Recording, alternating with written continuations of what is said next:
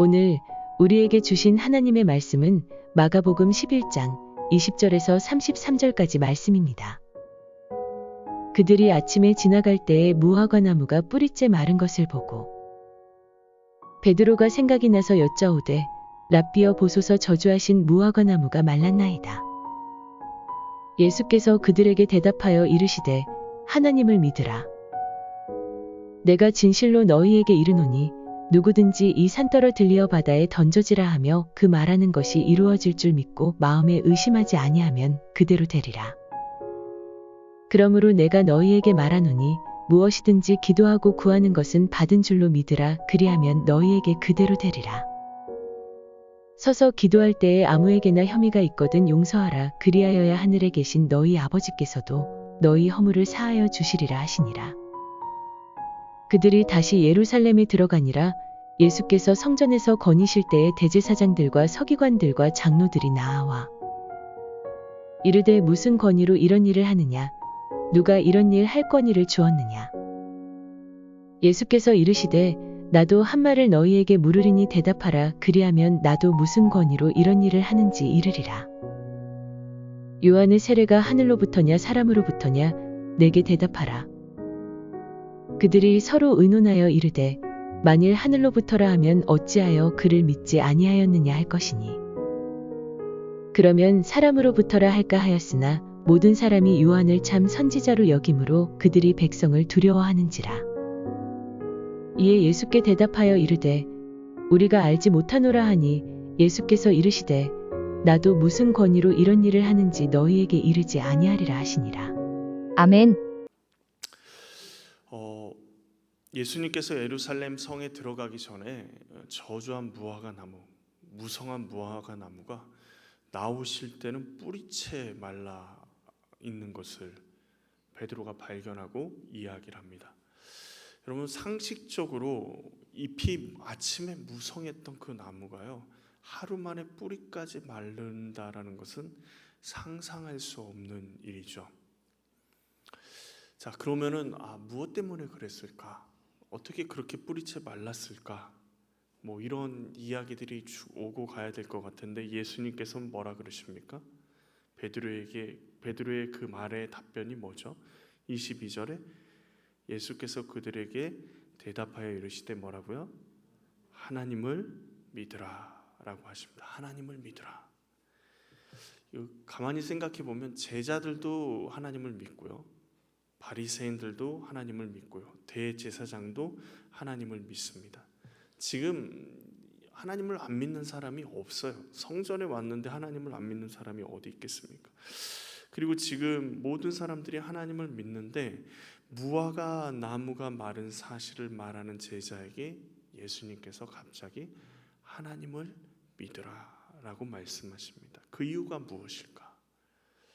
오늘 말씀에 기도에 대한 이야기가 갑자기 등장합니다.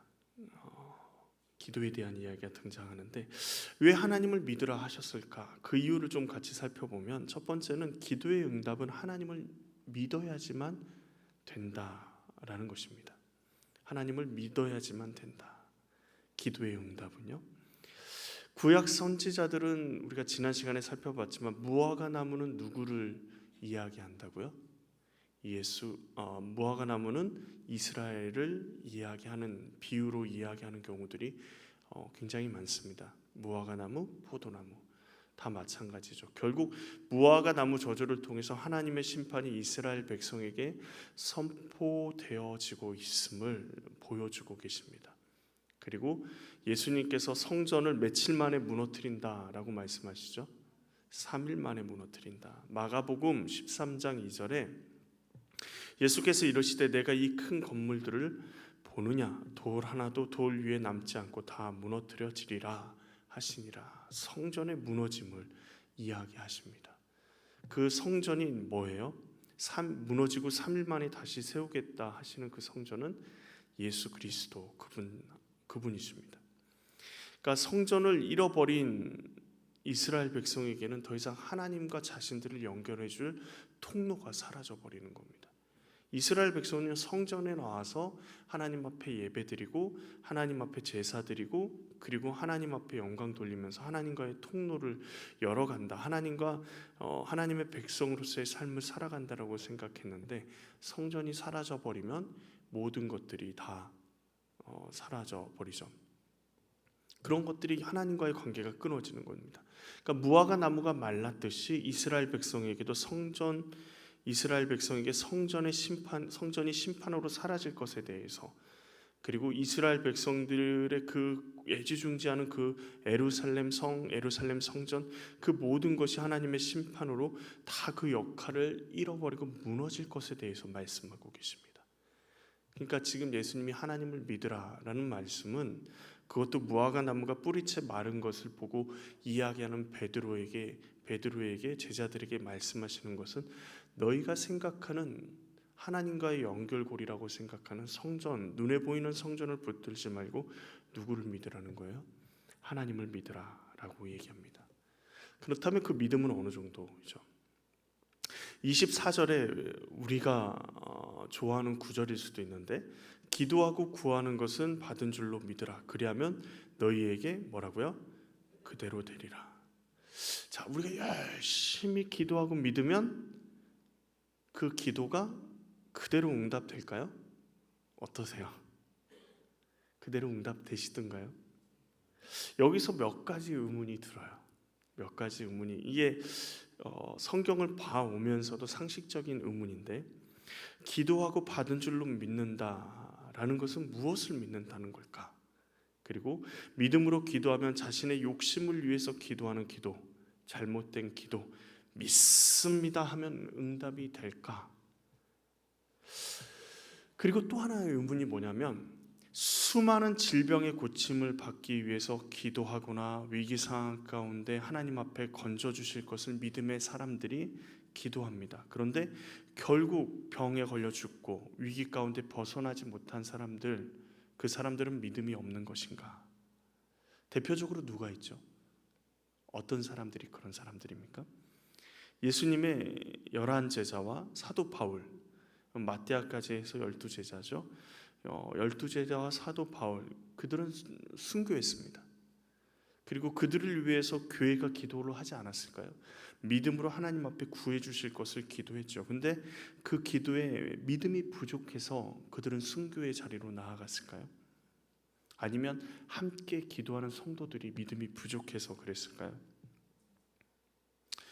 지금 오늘 이 말씀이요, 우리가 기도하면 하나님께서 그냥 다 믿기만 하면 응답해 주신다. 믿음으로 기도, 그러면 내 기도는 모두 하나님이 그대로 응답해 주신다. 이 공식을 가르쳐 주는 게 아니라는 것이 상식적인 생각입니다. 그런데 우리는 여태까지 이 말씀을 어떻게 붙잡았어요?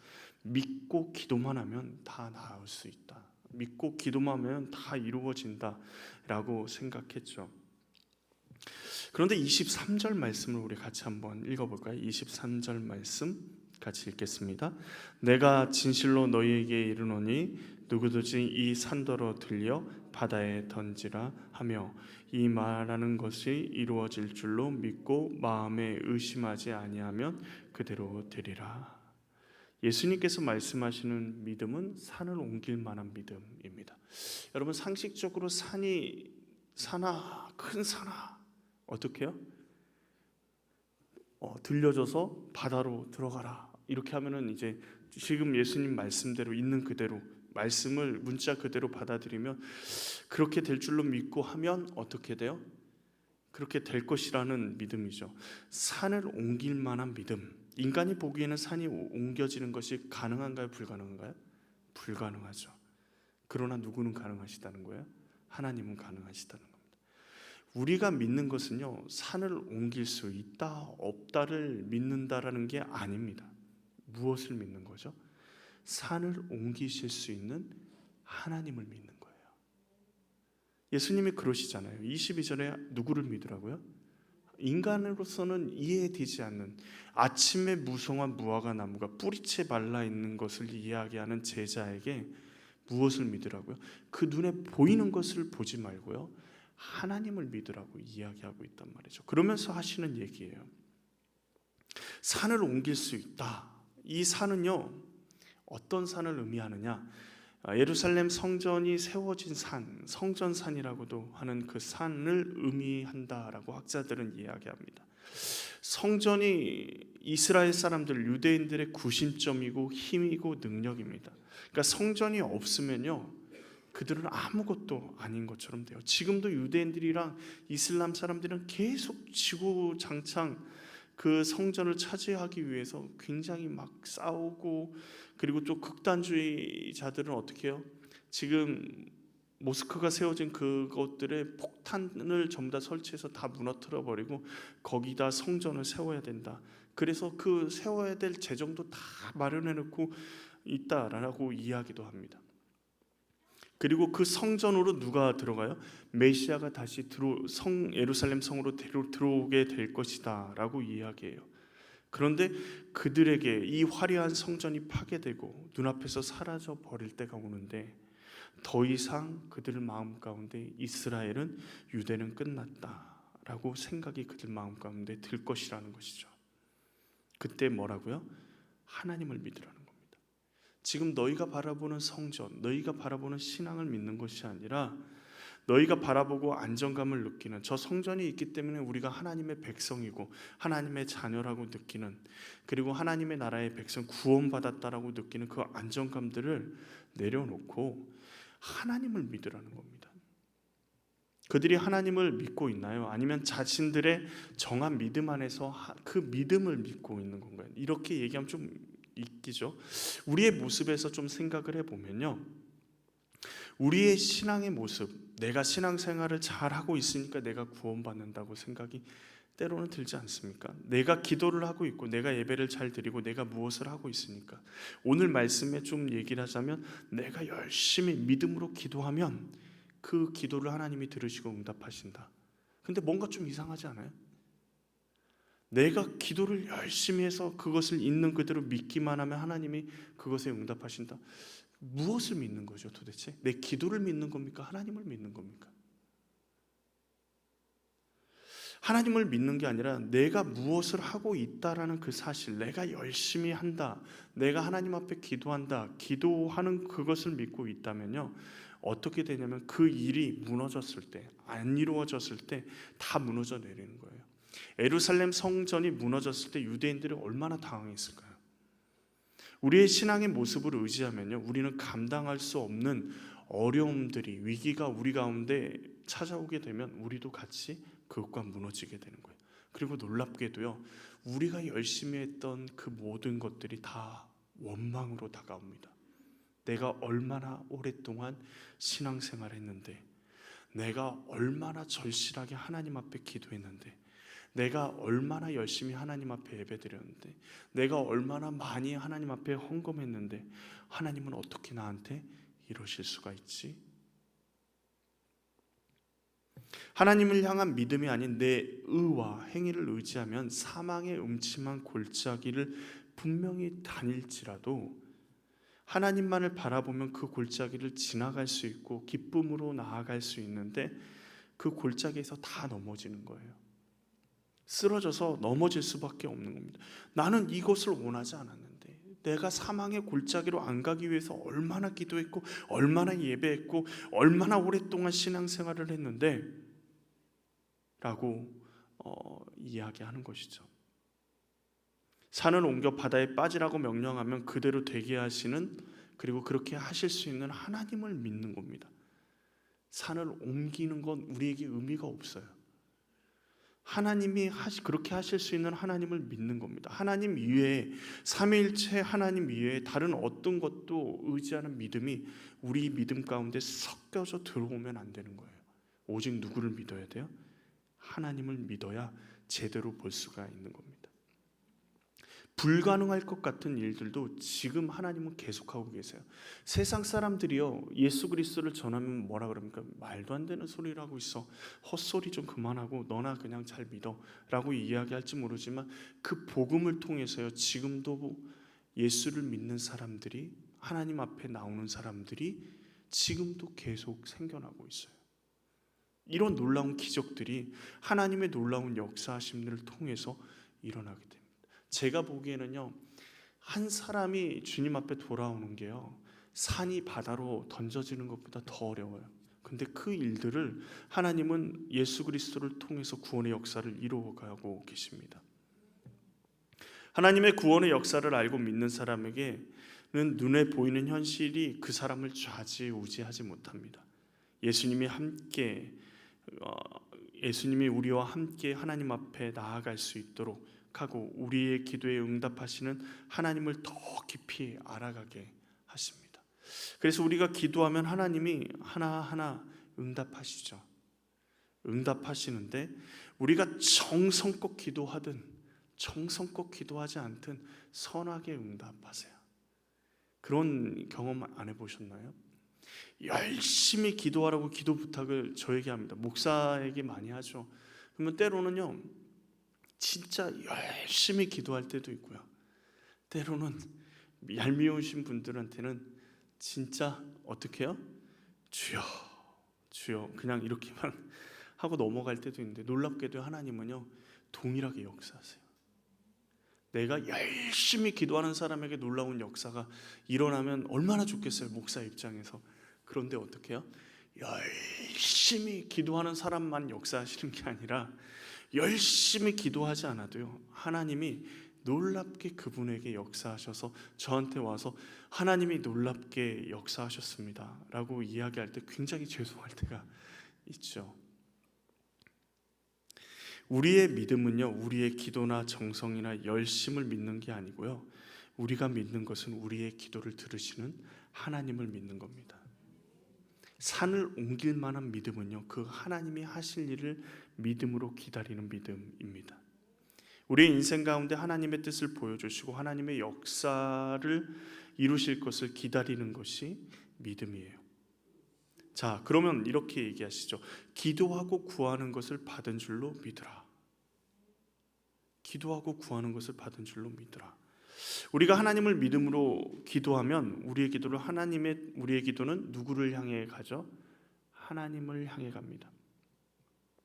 우리의 기도가 그대로 응답되는 것을 믿는 것이 아니라 우리의 기도를 통해서 하나님의 뜻이 이루어질 것을 믿는 거예요. 우리의 노력이나 정성이 아니라 하나님이 말씀하셨기에 그 믿음으로 나아가는 것입니다. 그래서 때로는요 기도가 응답되지 않는 것처럼 느껴져도요, 그리고 그냥 그 길로 순교의 길로 가기도 하고 또 어려움의 길로 가기도 하고 그곳에서 무너져 내린 것처럼 보일지라도 그 길을 믿음으로 갈 수 있고 절대로 흔들리지 않을 수 있는 믿음을 가질 수 있는 것은 하나님이 그 약속을 이루실 것을 믿기 때문인 것이죠. 그러니까 우리의 믿음이 아니라 하나님을 믿는 거예요. 우리의 믿음을 의지하면 진짜 우리는 형편없는 믿음이지 않습니까? 우리 권사님들하고 같이 병원 신방을 가면 정말 이제 말기암으로 고통당하시는 분을 위해서 가서 기도를 합니다. 목사도 어떻게 기도하죠? 주님께서 살려주시라고, 주님께서 치료해 주시라고 기도하면 나오시면서 하시는 얘기가 뭐죠? 얼마 못 사시겠다고 얘기를 하세요. 지금 방금까지 하나님한테 뭐라고 기도했어요? 살려주시라고 기도했는데 나오면서 얼마 시간이 남지 않으신 것 같다고. 우리의 믿음이 그 정도예요. 우리 자신을 믿으면 그 정도뿐이 안 돼요. 근데 우리가 그분을 위해서 기도하고 하나님을 믿으면 하나님의 선하심이 그 지금 암으로 투병하고 있는 그분 가운데 함께 하실 것을 믿고, 그리고 그분을 데리고 가셔도 하나님이 고통 가운데서 어떻게 해요? 자유케 하시기 위해 데려가신 것이고, 하나님의 그 선하심을 믿기 때문에 흔들리지 않을 수 있습니다. 오히려 우리 마음 가운데도 마찬가지죠. 우리가 병으로 그리고 우리가 어려움 가운데 있을 때 절대로 하나님의 선하심을 믿고 하나님의 선하심을 믿는다면 어떤 상황이 우리 가운데 펼쳐져도 그 선하심을 찬양할 수 있는 믿음이 우리 가운데 생기는 겁니다. 그러기에 예수님은 뭐라 그래요? 눈에 보이는 것, 기적, 산을 옮길 만한 그것이 아니라 누구를 믿으라고요? 그 모든 것이 가능하신 하나님을 믿으라고 말씀하세요. 그리고 또 예수님이 두 번째로 얘기하는 게 뭐죠? 용서도 하나님을 믿어야 할 수 있다라는 겁니다.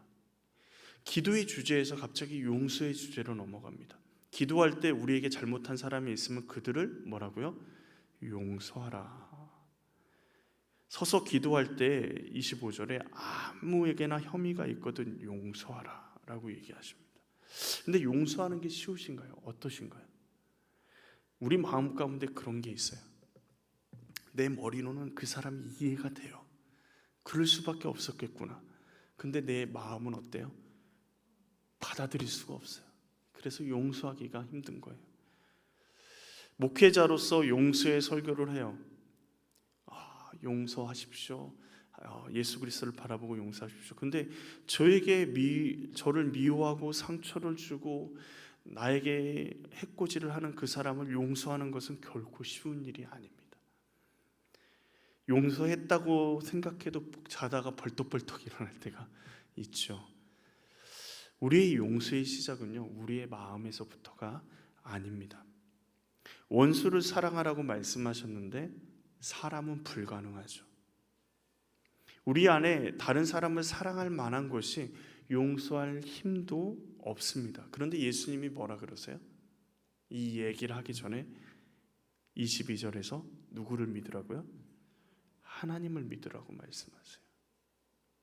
용서의 시작은요, 누구를 믿는 것에서부터 시작해요? 하나님을 믿는 것에서부터 시작해요. 그런데 우리는 다 어디서부터 시작해요? 내 안에서부터 시작하는 거예요. 내 안에서부터 시작하니까 날마다 용서하는 게 너무 어렵고 힘든 거죠. 하나님을 믿는다는 것이 뭐예요? 예수님을 보내셨고 우리를 위해서 십자가에 달려 죽으시고 그분이 우리를 위해서 부활하셨다라는 것. 그래서 결국 우리가 죄에서 용서받은 것을 믿는 거죠. 우리는 도저히 용서받을 수 없는 죄인이지만 우리는 예수님을 믿음으로 용서함을 받았습니다.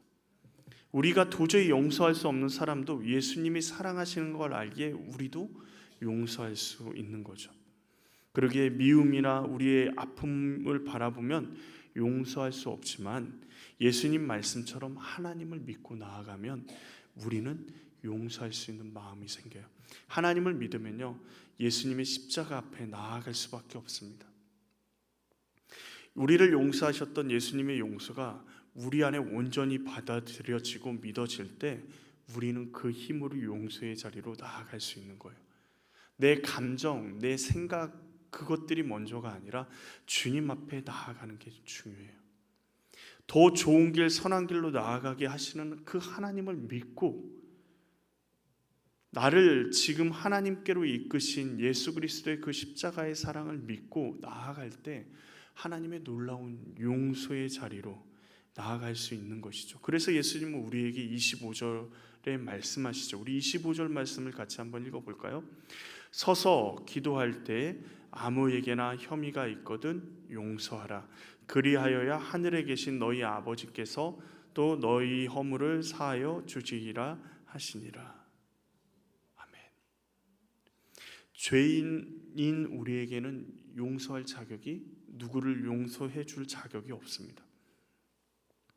그런데 용서의 자리로 나가야 함을 말씀하시는 이유는 용서의 자리로 나아갈 수 있는 것은 하나님을 믿는 믿음으로 나아갈 수 있다. 하나님을 믿고 용서의 자리로 나아가라고 명령하시는 이유는 무엇 때문이실까요? 우리를 사랑하시기 때문입니다. 사랑이 기반이에요. 용서는요, 용서하지 않으면 우리가 묶여있게 됩니다. 누구를 용서하지 않든지 그 용서하지 않는 미움의 마음이 우리를 자유하지 못하게 해요. 하나님 앞에 나아가지 못하게 합니다. 생각해 보세요. 누구를 미워해요? 남편을 미워합니다. 하나님 앞에 딱 기도하러 앉으면 제일 먼저 턱 걸리는 게 뭐죠? 오늘 아침에 싸워가지고 미워했던 그 남편이 딱 걸리는 거죠. 배우자가 딱 걸리는 거예요. 자식들이 정말 밉습니다. 하나님 앞에 나아가서 기도하려고 하면 누가 턱 걸려요? 그 자녀가 턱 걸리는 거예요. 왜요? 주님이 나를 용서하셨는데, 십자가의 사랑으로 나를 용서하셨는데 내가 그 누구도 용서하지 못할 사람이 없다고 고백하는데 감정 때문에, 생각 때문에, 그리고 내 그 옹졸한 마음 때문에 용서하지 못하고 있는 내 마음이 나를 올가매서 하나님 앞에서 자유하지 못하게 해요. 그러기에 주님은 사랑하시기 때문에 뭐라 그래요? 나를 믿으라고 얘기합니다. 나를 믿고 그 용서의 자유함이 있음을, 그리고 용서하는 것이 너희에게 정말 필요한 것임을 사랑으로 말씀하시는 그 하나님을 믿고 용서의 자리로 나아가라. 뭐가 먼저라고요?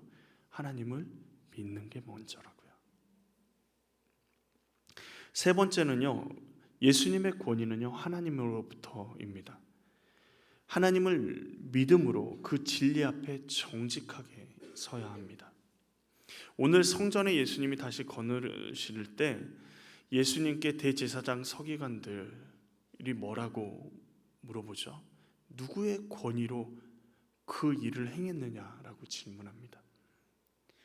만약에 예수님이 그 질문에 하나님께로부터 그 권위를 받았다라고 이야기하면 신성모독으로 고소를 할 것이고, 사람으로부터라고 하면 하나님께서 하신 일의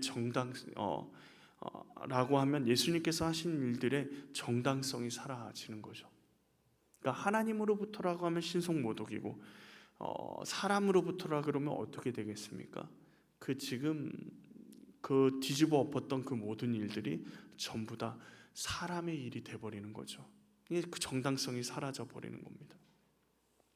대제사장과 서기관들과 장로들이요, 진리를 알기 위해서, 권위가 어디서부터인지를 알기 위해서 이 질문을 한 것이 아닙니다. 이 질문을 한 것은요, 자신들의 걸림돌이 되는 예수를 어떻게든 제거하고 싶은 거죠. 그때 예수님께서 역으로 질문하십니다. 뭐라고 질문하시죠? 요한의 세례가 어디서부터인지라고 질문합니다. 그러면 그들이 질문하는 그 답에 대답하시겠다. 어떻게 보면 예수님이 굉장히 노련하게 질문을 통해서 위기 상황을 벗어난 것처럼 보입니다. 그도 그럴 것이 대제사장과 서기관들이 어떤 답을 해도 유리하지 않는 상황이 돼버린 겁니다. 그렇죠? 만약 하늘로부터라 그러면 왜 믿지 않았어 너희들은? 그리고 어디까지 내려와요? 세례 요한이 증거한 예수 그리스도를 믿지 않는 것까지도 내려올 수 있는 거죠. 그리고 반대로 땅으로부터다라고 이야기하면 세례 요한을 따르는 많은 사람들에게 질타를 받을 것을 두려워합니다. 그러니까 이들은요, 기본적으로 하나님의 진리를 지금 요구하고 찾고자 하는 것이 아니라 예수님을 제거하고자 하는 그들의 욕심의 마음뿐인 겁니다. 그리고 그러기에 어떻게 해요? 이들은 그 질문을 회피해 버립니다. 그런데 예수님이 그냥 노련하게 자신의 상황에 벗어나기 위해서 지금 이런 질문을 하셨을까요? 그들이 만약에 예수님의 질문 앞에 정직하게 섰다면 어떠했을까요? 오늘 본문과 전혀 다른 결과가 주어졌을지 모릅니다. 세례 요한의 그 모든 일들이, 전했던 모든 것들이 지금 구약 성경에 있었던 그 모든 일들, 그리고 놀라운 역사하심들을 보게 될 것이고, 또 세례 요한이 준비했던, 예수님의 앞길을 준비했던 그 모든 것들이 다 누구에게로 이어져요? 예수 그리스도에게로 이어지고, 구약의 수많은 예언들이 예수님을 통해서 응답되어지는 것들을 보게 되고, 결국 예수님을 다시 한번 메시아로 볼 수 있는 기회를 예수님이 주고 계시는 겁니다. 그래서 그들이 가장 이해하기 쉬운 누구를 예를 드는 거냐면 세례 요한을 예를 드는 거예요. 자, 예수님이 내가 하나님의 권위를 가지고 하나님이 아들이다라고 이야기하면 받아들이지 못할 거죠. 그런데 세례 요한은 바리새인이나 서기관들이나 다 인정하는 의인이에요. 헤롯에게 잡혀 죽었지만 그 잡혀 죽은 것도 의로움을 위해서, 하나님의 그 율법을 위해서, 하나님의 말씀을 지키기 위해서 죽었단 말이죠. 그러면 가장 그들이 세례 요한을 통해서 예수님을 이해하는 게 가장 쉬웠을 것인데, 그들은 예수님의 그 말씀에 정직하게 대답하지 않습니다. 그냥 피해버립니다. 그들이 어느 정도 인정하는 세례 요한으로부터 시작해서 그들의 눈높이를 맞춰서 말씀하고 계심에도 불구하고 그 권위, 예수님의 권위가 누구로부터냐? 권위만 따지지 진정한 권위를 가지신 예수님 앞에 정직하게 설 용기가 없는 겁니다. 결국 그들은 어디로 가요? 예수님을 십자가에 못 박는 대적의 자리로 나아갑니다. 예수님께서 말씀을 통해서 우리에게 질문하실 때가 있습니다. 그럼 여러분은 어떻게 하시나요? 그 말씀 앞에 정직하게 서십니까? 엄청난 용기가 필요합니다. 말씀 앞에 내가 정직하게 서려면요, 엄청난 용기가 필요해요. 내가 그런 사람인가? 내가 정말 그런 분인가? 그런 생활을 하고 있는가? 예수님 말씀대로 생활하고 있는가? 라는 그 하나부터 열까지 주님의 말씀 앞에 서려면 용기가 필요한데 우리의 힘으로는 할 수가 없어요. 그런데 뭘로 할 수 있어요? 하나님을 믿는 믿음으로 할 수 있다는 거예요. 우리를 위해서 예수님을 이 땅에 보내신 하나님의 사랑, 그 사랑은요, 우리를 선한 길로 인도하실 것이라는 그 믿음을 가지는 거죠. 하나님을 믿고 기도하고 하나님의 사랑으로 용서하고 그리고 하나님의 말씀 앞에 정직하게 믿음을 가지고 설 때 하나님의 놀라운 역사하심들이 우리 가운데 이루어지게 될 줄로 믿습니다. 우리의 기도의 시작은 우리의 시각으로 우리가 열심히 하는 것, 우리가 무엇을 어떻게 하는 것, 그것으로 시작하는 것이 아니라 하나님을 믿는 믿음으로, 모든 것이 가능하신 하나님을 믿는 믿음으로, 하나님이 하실 수 있음을 믿음으로 하는 것입니다. 우리를 위해서 십자가를 지심도 눈에 보이는 화려한 성전이 아니라 우리를 위해서 십자가에 오르신 그 예수 그리스도의 사랑을 믿으십시오. 그리고 선한 길로 인도하시는 그 주님 앞에 나아가십시오. 권위도 능력도 아닌 예수님의 사랑만으로, 예수님을 믿는 하나님을 믿는 믿음만으로 우리는 충분한 줄로 믿습니다. 무화과 나무가 말랐어요. 우리 안에 놀라운 기적들이 일어나고 하나님의 놀라운 역사하심들이 일어납니다. 그때마다 우리가 봐야 될 것은 뭐예요? 우리의 믿음의 주요, 우리를 온전케 하시는 예수 그리스도, 그리고 그 예수 그리스도를 보내신 하나님을 믿는 믿음이 우리 가운데 필요한 줄로 믿습니다. 예수 늘 함께 하시네 라는 찬양이 있습니다. 저도 잘 모르는 찬양인데 우리가 한번 불렀었던 것 같아요. 이 찬양에 보면요, 후렴이 이렇습니다. 믿음에 눈들어 주를 보리 이 또한 지나가리다. 주어진 내 삶의 시간 속에 주의 뜻 알게 하소서. 믿음에 눈들어 주를 보니 이 또한 지나가리다. 주어진 내 삶의 이 시간 속에서 주의 뜻 알게 하소서. 우리가 잘 알지 못하지만요, 우리 이 찬양의 가사를요 하나하나 우리 오늘 말씀을 기억하면서 우리 인생의 고단한 우리 인생길 가운데 힘겨운 오늘 하루를 살아왔던, 그리고 지나온 아픔들, 후회도 염려도 우리 주님을 믿음으로 우리가 능히 이길 수 있을 줄 믿습니다. 우리 같이 찬양할까요? 고단한 인생길 힘겨운 오늘도 예수 내 마음 아시네. 지나간 아픔도 마주할 세상도 예수 내 마음 아시네. 하루를 살아도 기쁨으로 가리 예수 늘 함께 하시네. 후회도 염려도 온전히 맡기리 예수 늘 함께 하시네. 믿음에 눈들어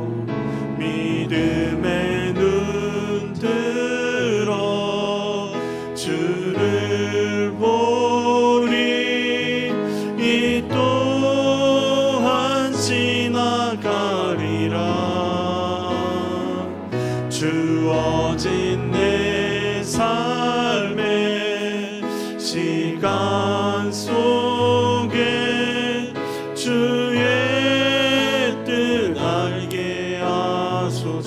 고단한 인생길, 고단한 인생길, 힘겨운 오늘도 예수 내 마음 아시네. 지나간 아픔도 마주할 세상도 예수 내 마음 아시네. 믿음의 눈 들어, 믿음의 눈 들어 주를 보리. 이 또한 지나가리라. 주어진 내 삶의 시간 속에 주의 뜻 알게 하소. 믿음의 눈 들어, 믿음의 눈 들어 주를 보리. 이 또한 지나가리라. 주어진 내 삶의 시간 속에 주의 뜻 알게 하소서. 지금 이 시간 우리 같이 기도하기로 합니다. 우리 하나님은요, 우리가 생각하는 것보다 훨씬 크십니다. 우리가 생각하고 우리가 기도하는 그것보다 훨씬 많은 것들로 우리를 채워주시길 원하시고, 우리가 생각하는 그 길, 우리의 인생길, 그 험난하고 어려운 길을 가는 것처럼 보이지만 우리 하나님은 그 길 가운데서도 하나님의 놀라운 역사를 우리를 통해서 이루기를 원하십니다. 내 기도, 내 작은 생각을 가지고 하나님 앞에 간구하는 그 기도의 응답이 안 된다고 하나님께 원망하는 것이 아니라, 하나님의 그 크고 놀라우신 뜻이 우리의 삶을 통해서 온전히 이루어지게 해달라고, 그 하나님을 내가 믿노라고, 그 하나님을 내가 온전히 신뢰하노라고 우리가 지금 이 시간 같이 하나님 앞에 기도로 나아가기로 합니다. 같이 기도하시겠습니다. 하나님 아버지, 우리의 인생이 아버지와 어렵고 때로는 힘들지만 하나님, 우리 하나님은 우리가 생각하시는 것보다 훨씬 크신 분이시고, 우리가 생각하는 것보다 우리를 훨씬 더 사랑하시고, 우리가 생각하는 것보다 우리에게 놀라운 역사하심을 이루시는 그 하나님을 믿습니다. 하나님 아버지, 우리의 주어진 현실에 절망하는 것이 아니라, 하나님 아버지, 우리가 기도하는 그 기도에 응답되어지지 않는 그 현실 가운데 아버지 힘들어하는 것이 아니라, 주님 우리를 향하신 하나님의 놀라운 역사하심, 하나님의 일하심을 우리가 볼 수 있게 해 주시옵소서. 예수 그리스도의 놀라운 역사하심들을 우리가 볼 수 있도록 주여 도와주시옵소서. 하나님의 놀라운 은혜가 아버지 우리 가운데 흘러넘치기로 합니다. 하나님 아버지, 우리가 하나님을 믿는 믿음으로 온전히 서기로 합니다. 우리가 얼마나 기도했는가, 얼마나 주님을 붙들고 있는가가 아니라, 주님을 사랑함으로 아버지 기도의 자리에 나오게 하시고, 주님을 믿음으로 우리가 주의 말씀을 아버지 의지하며 나아갈 수 있게 하여 주시옵소서. 우리가 사망의 음침한 골짜기로 다닐지라도 해를 두려워하지 않는 것은 주님이 우리와 함께 하시고, 주님이 우리의 하나님이 되시고 우리의 능력이 되시고 우리의 산성이 되심을 믿기 때문입니다. 하나님 아버지, 주님 우리를 붙잡아 주시고 우리 가운데 하나님의 놀라운 역사하심들을 아버지 주님 온전히 이루어 주시옵소서. 우리를 통해서 하나님의 뜻을 이루어 주시옵소서. 우리를 통해서 하나님의 온전하신 뜻이 일어나게 하여 주시옵소서. 하나님 아버지, 주님 역사해 주시기 원합니다.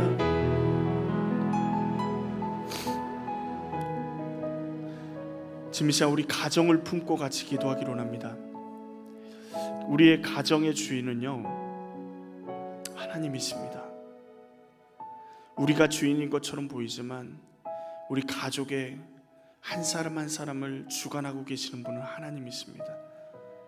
우리 하나님 앞에 우리의 자녀, 우리의 배우자, 우리 부모, 형제들을 맡겨드리며 주님 앞에 기도하며 나아가기로 합니다.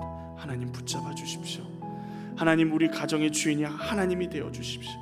하나님, 우리 가정이 주님이 되어주셔서 주님이 다스려 주시고 주님이 통치해 주시고, 주님, 우리 가정이 하나님의 나라가 이루어지게 주님 함께하여 주시옵소서. 지금 이 시간 우리 같이 기도하며 나아가기로 합니다. 같이 기도하시겠습니다.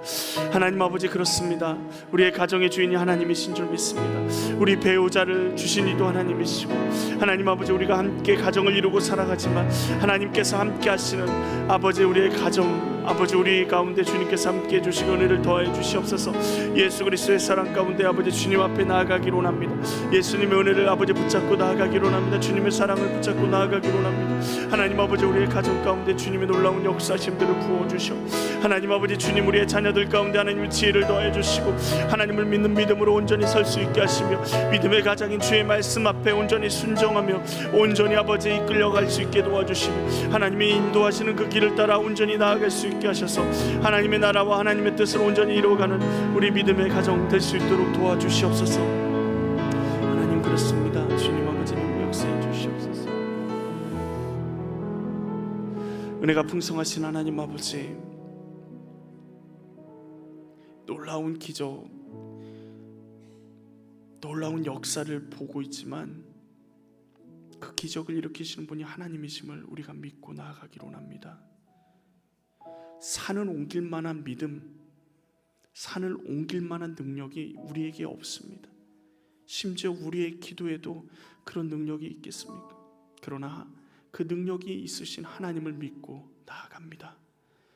우리가 용서하지 못하는 그 영역 가운데도 우리가 주님을 믿음으로 주님의 십자가 앞에 섬으로 용서의 자리로 나아가게 하여 주시옵소서. 이미 우리가 용서받았지만,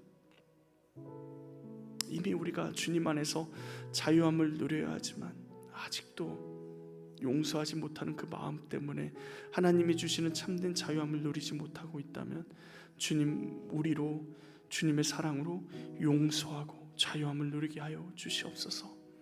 주님의 말씀 앞에 우리 자신을 온전히 내어놓고 온전히 기도함으로 그 진리 앞에 서게 하여 주시옵소서.